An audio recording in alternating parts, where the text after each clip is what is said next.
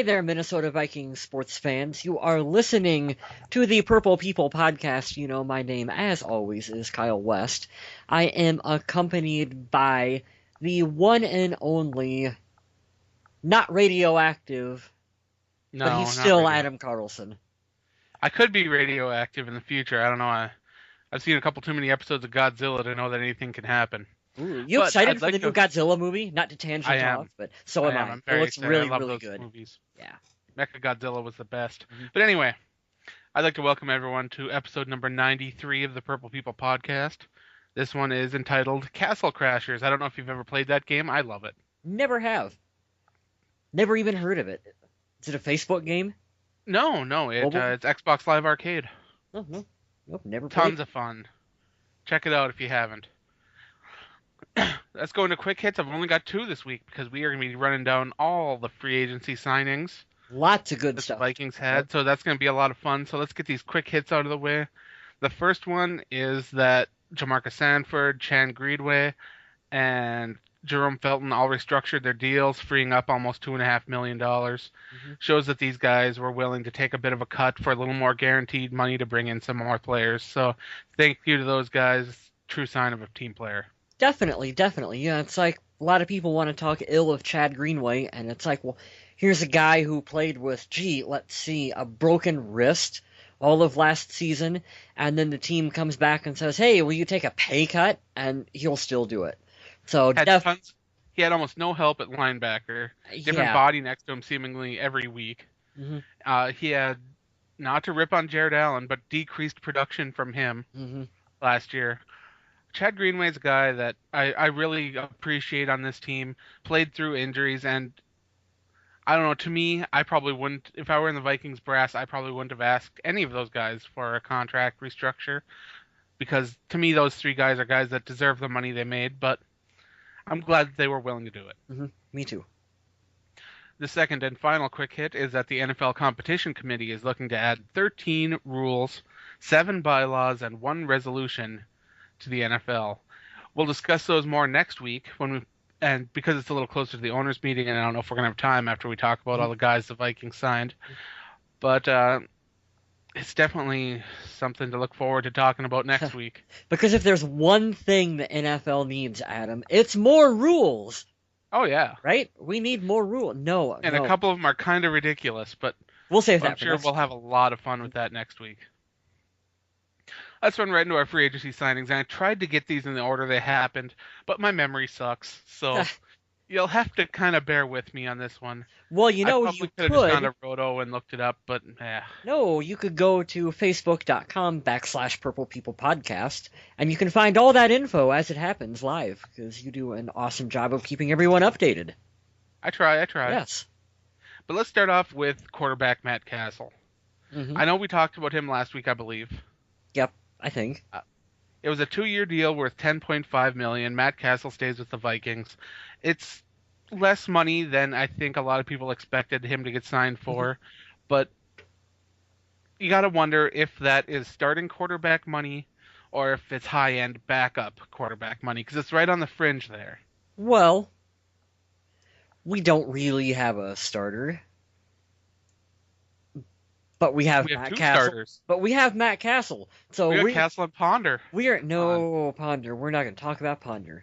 We have Cassel, so we are going to pay him as both. He is both our high-end backup and our starter. Absolutely. It all depends on what happens in the old draft ski. Hmm. So Cassel will be brought in. The Vikings had the number 13 overall offense last year, and they're bringing back most of their pieces of their offense. The only guys missing are backups, Toby Gerhart and John Carlson, and we'll talk about them a little bit later. But overall, this Vikings offense with Matt Cassel at the helm should be a very effective team on offense once again, and with the new offensive coordinator, we could even see an improvement.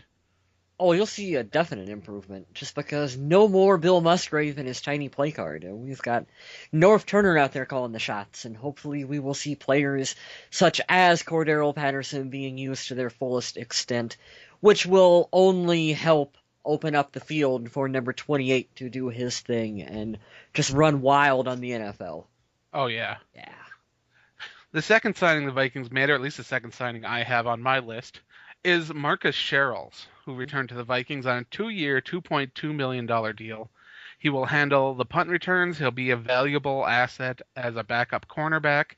When he was put in that role last year, he shined. I'm glad to have him back, and to me, that's a very, very, very fair price for Marcus Sherrills. And I'm just glad to see him come back on a small deal. Me too. I like Marcus. Like you said, he contributed when he was needed out there on in a more of a starting role. And then, like you said, he's can return punts, good on special teams. I like the sign. Glad to see him back on the squad. Absolutely. The Vikings brought in a little bit of linebacker depth with Jasper Brinkley coming back from the Cardinals. He may have stopped short little break there in between his stints with the Vikings, but he's back on a 1-year, $830,000 contract. It's more of a feeler contract to see if he can hang as one of the team's backups, because I don't think that they're looking at him seriously in a starting role, but he could be a very effective backup or special teamer. Jasper Brinkley, not a signing that's going to set the world on fire. Look at what the Vikings just did. Because off the top of my head, I believe Jasper played 8 games for the Cardinals and then ended the season on their IR. But I like the deal. Like you said, he was brought in really cheap. Mike Zimmer has the pedigree of being the coach who can come in and just maximize talent like Jasper Brinkley. So we'll see what he can do. I would expect that if he makes the squad, he'll be a strong contributor on special teams and be a part of a rotational player. Right, and don't leave out the idea that we could see him come in on some packages too, because really Coach Zimmer is known for having some really unique-looking but effective packages. A really strong defensive mind, so it'll be interesting to see what he can bring out in some of these guys. But like you said, the contract is done in a way to where it's no harm, no foul if he doesn't make it out of preseason. So I'm of the mindset, why not give him a shot back on the team? Right. The Vikings' biggest splash in free agency came from a player that was already a member of the Vikings. That's Everson Griffin. 5 years, $42.5 million. It's a big contract for a player with a limited number of starts.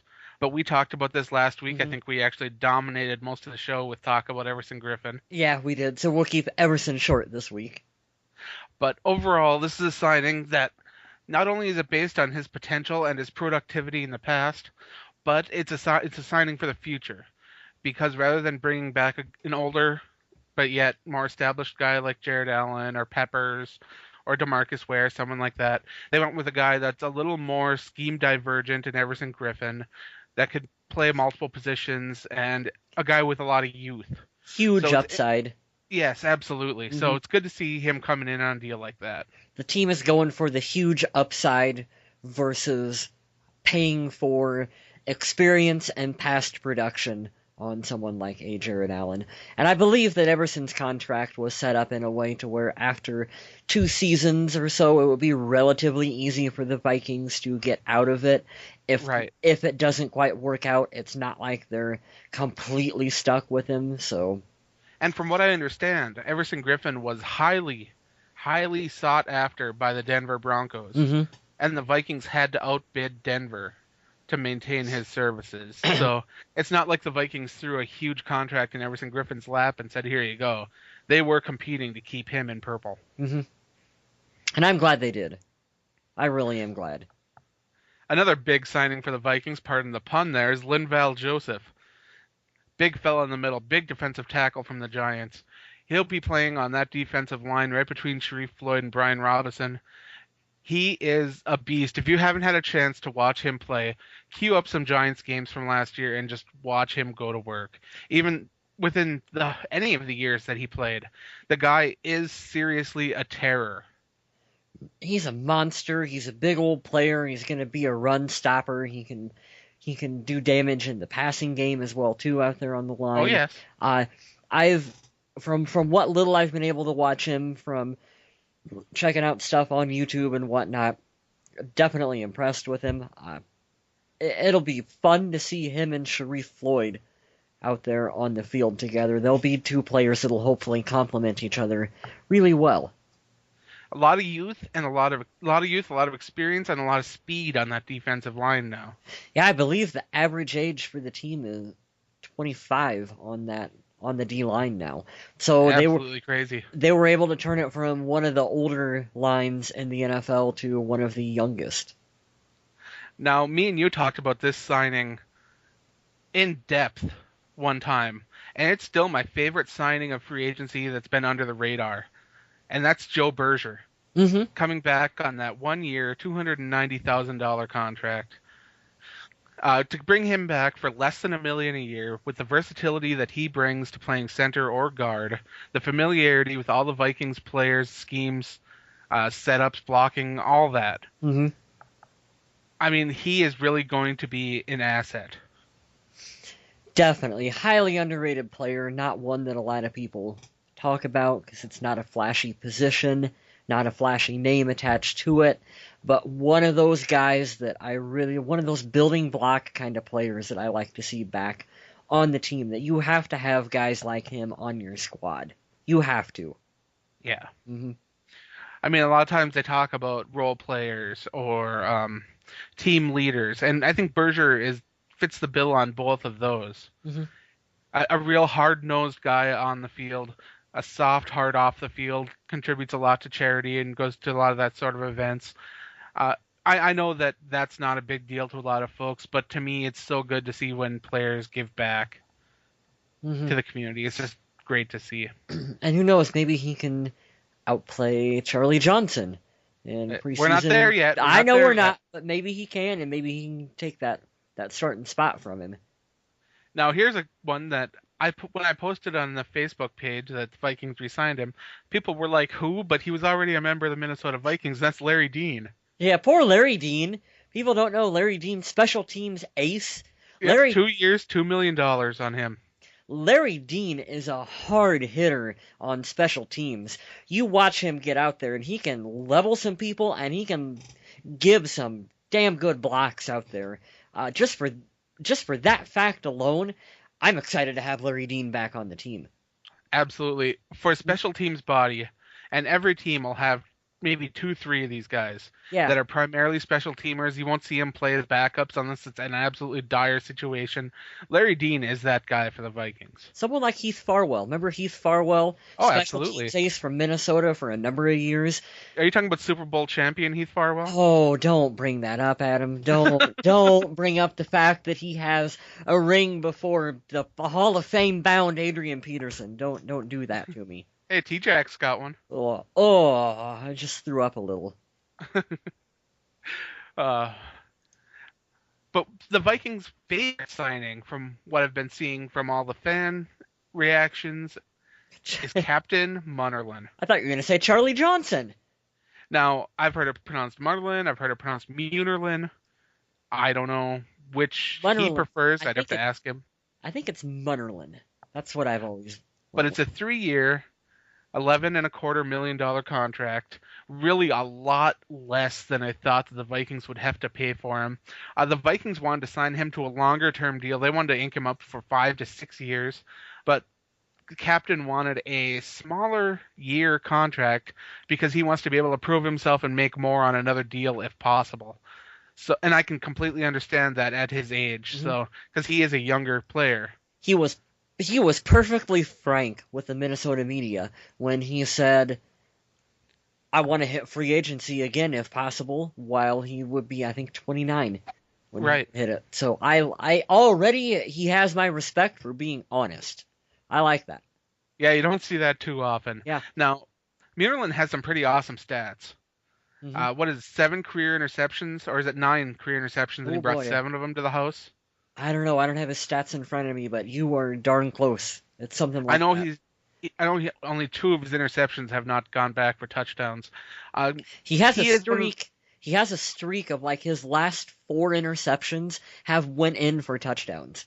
oh yes. Take that, Chris Cook. Now, you'll see him playing primarily in the slot, I'm guessing. We'll see the Vikings using a top draft pick, one of the first couple rounders anyway, on a cornerback, possibly a big body, Hmm. to go on the outside opposite of Rhodes. But Munerlyn in the slot could be a huge upgrade because they could even move Josh Robinson back out to the outside where he's a lot more comfortable because he really struggled in the slot last year. I was just gonna say, could be a huge upgrade, Adam. No, will be a huge upgrade over Josh Robinson in the slot. Well, I hate to say will because you never know. Well, I'm a little more comfortable in this situation because you have. No, that's not meant as a knock towards Josh Robinson. Where I was going with that is that this isn't an undrafted, unproven rookie. It's a Right. guy who spent time in Carolina. So you've got actual film that you can point to and you can go, no, this is what he was able to produce. You can project that forward for what he would be expected to do with the Vikings. I saw an amazing stat with Captain Munderland, and I don't have it exactly in front of me, but I remember that he was targeted a little less than 80 times, Uh-huh. and he only allowed 1 touchdown last year. That's awesome. So if you're looking for a shutdown guy, even though he isn't tall in stature, he can come in and do what he needs to do.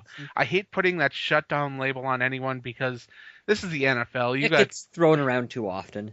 You got him matched up against players feet taller than him. Mm-hmm. You know, but you can't take the heart away from this guy. He's going to be a big part of this defense for several years now.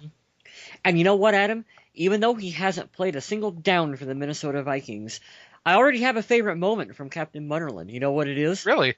Do you remember when the Vikings played Carolina? It was a couple years back, and him and Percy got into it on the field, and for some reason Percy wound up over on the Panthers' sideline. I remember it. I linked to it in my article when the Vikings picked him up. Yeah, him and Captain get into it, and Captain picks him up and shoves him on the ground. And Percy gets penalized. Yeah, Percy for it. gets flagged for it, which at the time we were all like, "What would they do to Percy?" But And now we're like, oh, okay. all things considered, roles reverse, and we're like, "Yeah, way to go, Captain." Absolutely. So I like the fire that he brings to it too. On top of that, Oh yeah. But The Vikings brought back defensive tackle Fred Evans on a 1-year, $1 million contract, much better than what they were paying him previously of the $3 million a year.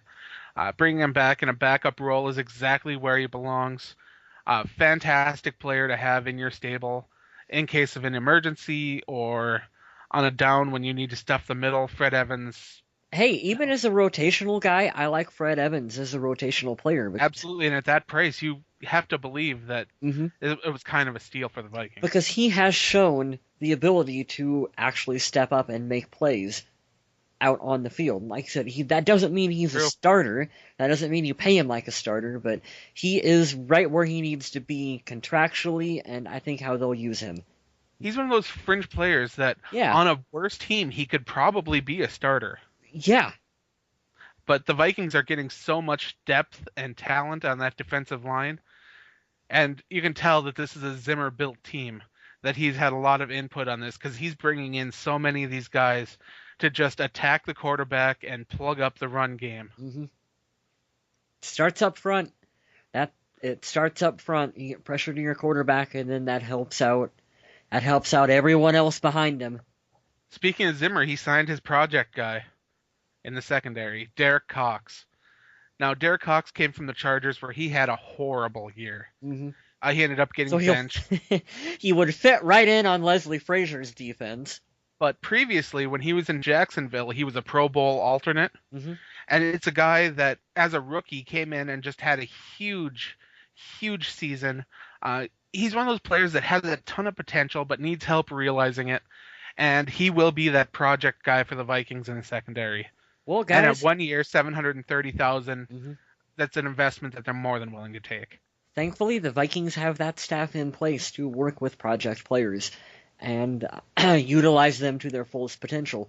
So you never know what could happen with him. And it's another one of those guys that, hey, if he doesn't make it out of preseason, no harm, no foul. But Right. maybe he turns into something. Maybe they're able to get something out of him. And you go, wow, look at what the Vikings were able to snag when no one else wanted him.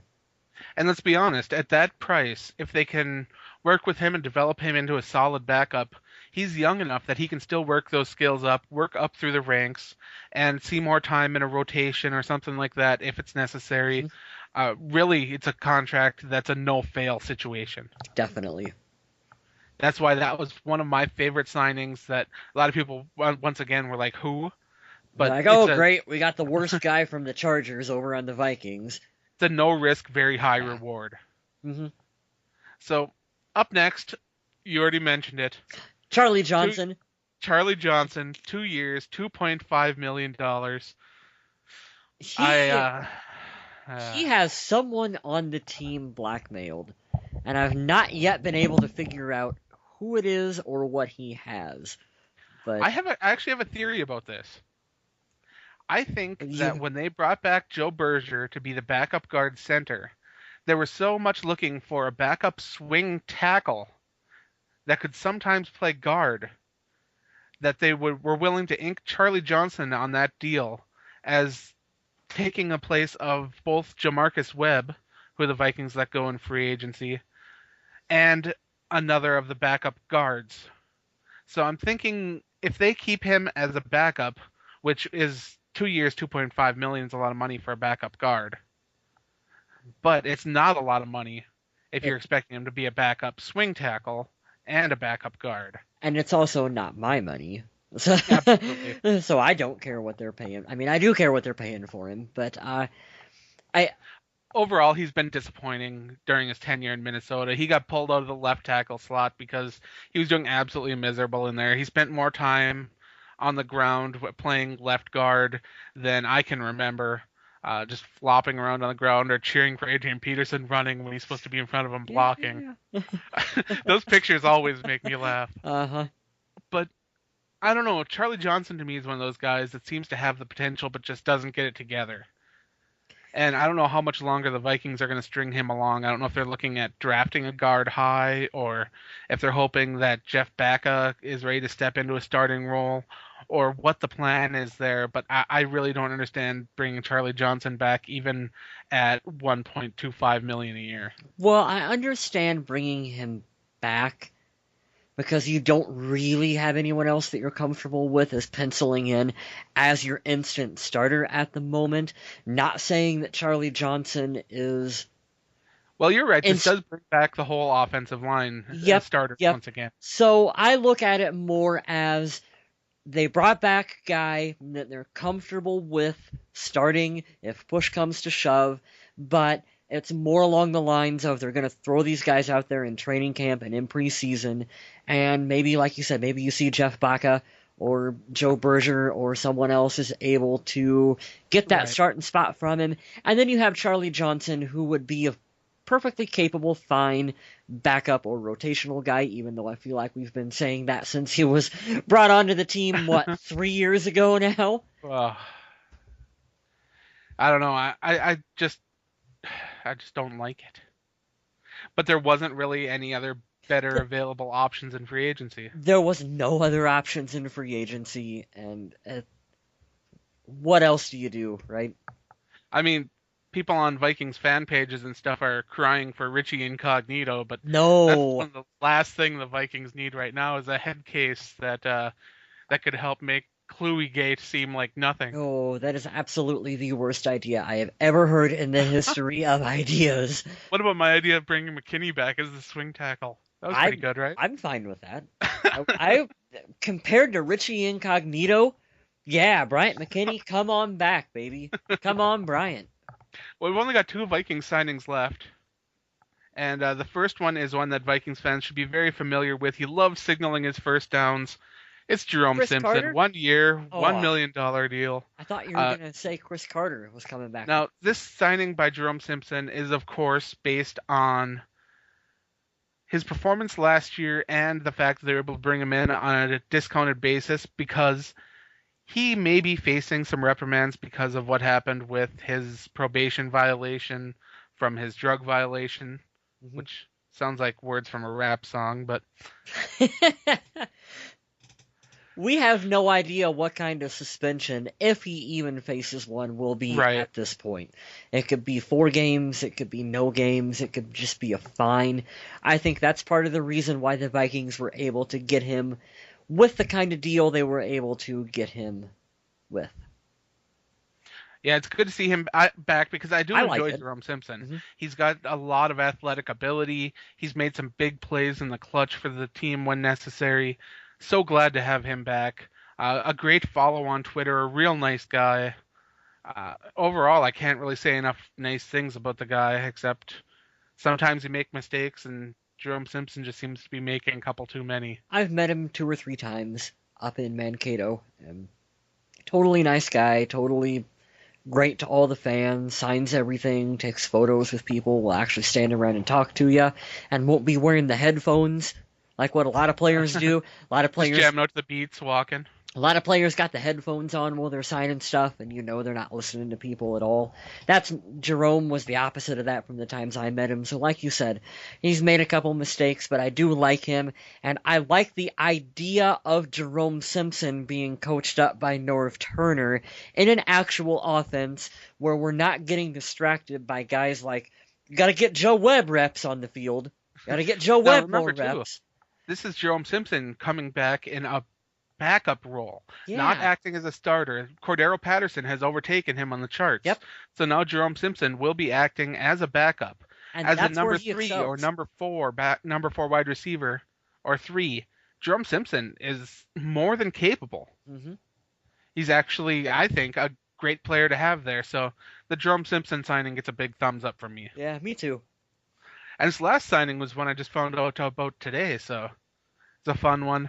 From the Saints, the Vikings signed Tom Johnson, defensive tackle. He's been a backup there for 3 years. He signed a 1 year, $845,000 deal. And to be honest, I like his potential.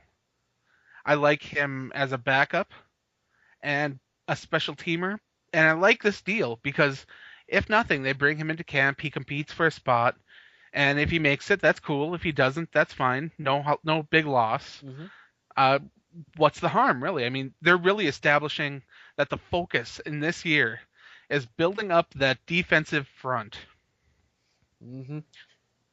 And even I if it's a guy like Tom Johnson, or if they're bringing in Fred Evans back in, or Linval Joseph, Everson Griffin, whoever, they're getting young, they're getting talented, and they're just getting their stuff together because defense has been overlooked so long from the Vikings. Everything seems to be focused on the offense recently in the last couple years, and it's nice to see them finally taking care of some of the problems on defense. Well, the defense was just absolutely atrocious for Absolutely. this team last year. Near the bottom of the league. Yeah, it has to be the focus for this 2014 unit. And like I said, it starts up front.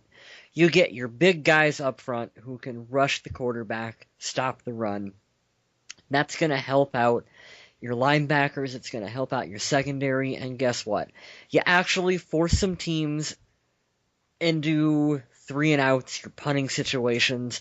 You give your offense a short field. Hey, you got guys like Adrian Peterson and Cordero Patterson and Jerome Simpson, Kyle Rudolph. You can score on short fields and in Yep. great situations Number like that. 13 offense last year. Yeah, you get some stability under Matt Cassel with actual play calling out there, and you can win some games, and you can not be completely embarrassed like what the Vikings were last year. Let's talk about. Well, we finished up all the signings the Vikings made. Okay. Let's talk about the players that the Vikings lost, and then we can close out this show. Okay. Can we start with Toby Gerhart? That's where we are Okay. at. Toby Gerhart signed a deal with the Jacksonville Jaguars. 3 years, $10.5 million. He's going to get his opportunity down there. I kind of hate that it's in Jacksonville because, let's be honest, people that listen to the show on a regular basis know that me and Kyle West have some issues sometimes with some of the folks that are running Jacksonville Jaguars podcasts and shows and web pages. They're not fans of ours. No. Although to be fair, I think Jacksonville is actually headed in the right direction. Although it does seem like they're one of those teams that is just constantly stuck in rebuilding process. Yeah, they seem snake bit right now. Yeah, but I am excited for Toby Gerhart to finally get his opportunity to go out there and start. I liked him as a player, never really understood what his role was in Minnesota. I never felt like they had any sort of overall plan for Gerhardt. So I'll be honest, I never liked the draft pick of him. I didn't. I liked Toby Gerhardt, but I never. Yeah, unlike you, I never. I'll agree with you. I never really liked the pick either. I mean, he's a talented kid. He can run the football, pick up yards, but at the time, it was a pick that didn't really make sense for the team. They traded up for him too. I know. Yeah. Now, from one player that's getting a start to another, the Cardinals got themselves a new starter, 2 years, $4.65 million for John Carlson. Oh yeah, that's right, John Carlson. And John Carlson will be a good target there. He'll be there to help take some of the pressure off of Larry Fitzgerald. You should see his numbers improve pretty dramatically because when he got a chance in Minnesota and was healthy, he played fairly well. The concussions are a worry, but overall, if he can stay healthy, I think he'll have a pretty decent career in Arizona. Yeah, like I said, if he can stay healthy, it should be a decent enough fit for him. He's got what, Carson Palmer? He's still out in Arizona? Yep. Yeah, so he'll have a little bit more stability at that position than what, Minnesota going through. Ponder, then Cassel, then Ponder, then me. Then I started a game for the Vikings, but you guys didn't know that. Then it was back to Ponder, but like you said, hey, we'll see what he can do. Yeah.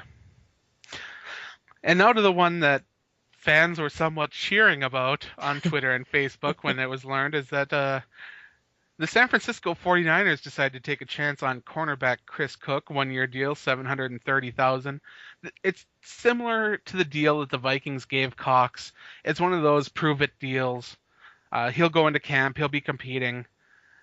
It's really sad that a former second-round pick who was given so many chances to succeed in Minnesota ended up signing a 1-year, $730,000 prove-it deal when he's got all the physical talents necessary to do what it takes and just can't get it together. It's so, I don't want to say amusing to me, but you look at the comparison of Chris Cook versus Captain Munnerlyn, and I'm just talking about physically how they match up, and you go, boy, Cook has the size advantage, the speed advantage. It's just it looks like he has everything that should make him the better player. And Munnerlyn, even though he's smaller and all whatever, he's been able to produce where Cook hasn't been able to. Cook will benefit from being in a new system, new team, new change of scenery. I wish him the best of luck. Absolutely. I really do. I know that he got a lot of crap because of his legal problems. And I know, girlfriend thing. That whole situation, Yeah. I don't know what happened there. And I don't really care to know, to be honest. It's pretty. But I still like to wish him the best in what goes future in here, yeah. And the last player the Vikings lost went to the dark side, the Green Bay Packers. They got LaTroy Guion. 1 year, $1 million deal. Another one of those deals where the Packers are paying almost nothing for a guy that the Vikings decided to stay with Fred Evans instead with. And I think they made the right decision because Guion just seemed to make too many mental mistakes with the Vikings. Yeah. He directly cost the Vikings at least 2 games because of because of offside penalties. Mm-hmm. And I like him. He's got the size and the ability, but he's one of those guys that just never seem to really get it together in Minnesota. I don't. There was a lot of hate directed towards LaTroy Guion. It seemed like when this signing happened. Understandable because he went to the Packers, and like you said, you can point towards him maybe potentially costing the team a game. But I never really hated the guy that much when he was in Minnesota. I swore his name a couple times during games, that's for sure. Well, yeah, but he was kind of the definition of just being a guy out there on the team. I would, between him or Fred Evans, I would choose big old Fred Evans as well. Yeah. Yeah. Still, though, that's no reason to harp on LaTroy. I still wish him the best of whatever he does going forward, even if it's in Green Bay. Just not twice a year when he plays Minnesota. Absolutely, that's exactly what I I wrote hope in he my has the write-up for. worst game of his career when he plays the Vikings. Oh no. Otherwise, I hope he's stellar and goes to the Pro Bowl. Well, not really, because then we'd look like idiots for getting rid of him. But you The know what I Vikings mean. defense kind of, yeah, I know what you mean. Yeah, But the Packers defense is kind of in a similar situation. They need a lot of help too. yeah. But that's all the free agency transactions that the Vikings had. That's all the players they signed. That's all the players they lost so far. I'm sure there'll be plenty more because the Vikings still have quite a bit of cap to spend. Hmm. So we could see a lot more bodies brought in. We still have the draft to look forward to in 50 days from now. I don't know. It's just a lot to be excited about right now. It is. It's a It good is. time to be a Vikings fan. There is no off season in the NFL. Although the thing about the cap space is just because you have it doesn't necessarily mean that you have to spend Well, it. that's not true because there is a cap minimum too sometimes. Well, yeah. What is the Well, minimum? Do we know what the minimum is? I don't. I'll have to Yeah. look that up. But That'd be- either way, they can apply to have it as a carryover into next year. yeah. So Well, where I was going with that is that I do know there have been rumblings already is that Kyle Rudolph, Tebow. Oh, no Tim Tebow, is that Kyle Rudolph is a player that the Vikings are looking towards extending out to a long-term contract. And it makes sense. that is something they want to get done potentially, maybe mid-season or whatnot. So you want to have the cap space for now or some for later to take care of guys like that. Absolutely, because it would be absolutely bad to go out and overpay for a free agent that doesn't quite work out and not be able to sign back your own guys, which Yeah. the Vikings are built as a draft team. These guys, they draft the guys they need, they bring in guys to help supplement. Hmm. Exactly. I'm a big fan of you pay to keep your own talent on the squad, and you don't go out into free agency. I'm going to build my entire team in free agency. Like, no, you don't do that. Like you said, Adam, you supplement your talent and you bring in, hey, we need help at defensive tackle, so we're going to bring in Linval Joseph, and we're going to bring him in. But Right. we are going to make sure we take care of our own guys that we drafted, like Everson Griffin. We're going to lock him up to a contract as well. Yep, and that's all I have for this week. Tune in next week because it's going to be somewhat amusing to go through all those rules and Oh, propose God. changes. It should be so much fun. It'll be Uh, something, all right. you get to hear Kyle West gasp, and I'll get to see him roll his eyes after every one. So it should be a lot of fun. Hmm. But I'd like to thank everyone for listening, and remember to stay classy, Minnesota.